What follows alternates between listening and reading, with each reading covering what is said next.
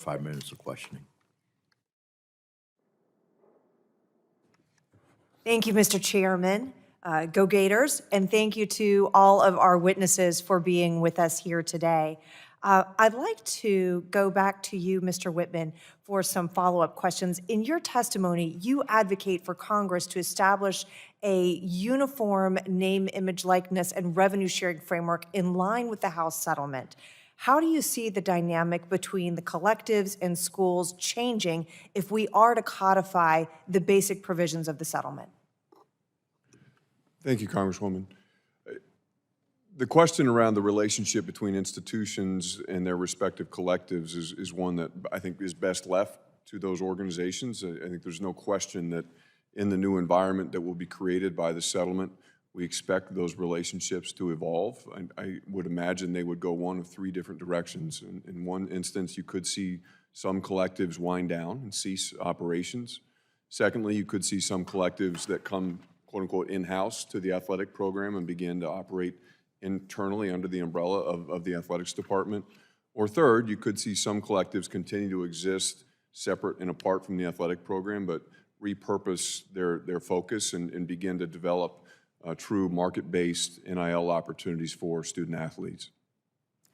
And I'd also like to discuss the application of antitrust laws to collegiate sports and the NCAA. In your testimony, you distinguished between a blanket exemption and a safe harbor.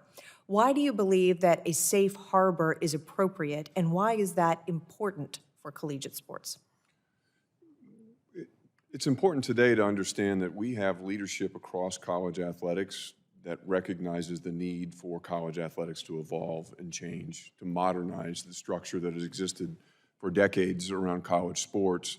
The challenge that we face is that every time we try and implement new rules, new procedures, we get pulled into court under the auspices of the antitrust laws. And so we're not looking for Congress to, quote unquote, fix college sports. We're looking for Congress to create a legally defensible space where we can fix college sports. And right now, because of the overarching concerns around antitrust and the need for us to create a national environment, that lends itself naturally to some challenges in the antitrust space, and that's where we would appreciate some protection so that we could function more openly and create that national playing field that we think everybody wants in college athletics.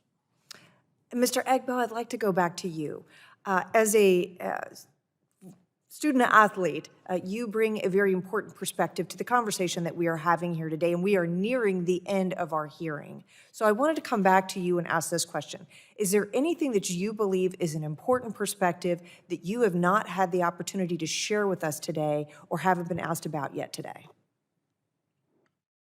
Yeah, I'd like to take the time to just reemphasize some of the things that I said in my opening statement. You know, student athletes, we value this experience greatly. Like, this collegiate experience is something that creates opportunities. Like I mentioned, my life has changed from my opportunity to play college sports, and it will continue to change because of those connections I have. So I want to reemphasize that student athletes, again, when talking about employment, like, we want to preserve those opportunities, and we believe that the opportunities that we do have come from being student athletes first. So a lot of what we are desiring and asking Congress to help with is to protect those opportunities, like I said, for student athletes like me that are in these situations at institutions like myself. But just want to say thank you again for the opportunity to hear us, because we know that you guys care about these issues. And Ms. Cole, the same question for you. Is there anything you are hoping to share with us today or want to emphasize for our benefit?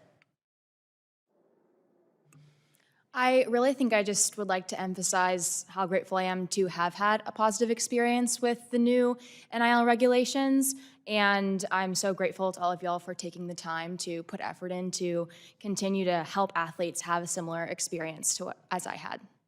All right. Mr. Whitman, coming back to you, how are you anticipating, what are you doing now to prepare for challenges? If the settlement is approved and implemented, how will that affect the resources and the programs that you currently provide? It will allow us to begin generating additional resources, we think, through a number of different avenues. It'll allow us to begin providing direct compensation to our student athletes in the form of NIL licenses, allow us to control that environment more, to provide greater accountability to our student athletes. Our student athletes trust us. They trust our athletics program. They understand that we are actively working in their best interests, and we look forward to, under the settlement, being able to lock arms with them and create a stronger partnership that ultimately enhances their opportunity to be a student athlete at our university. Thank you, Mr. Chairman. I yield back.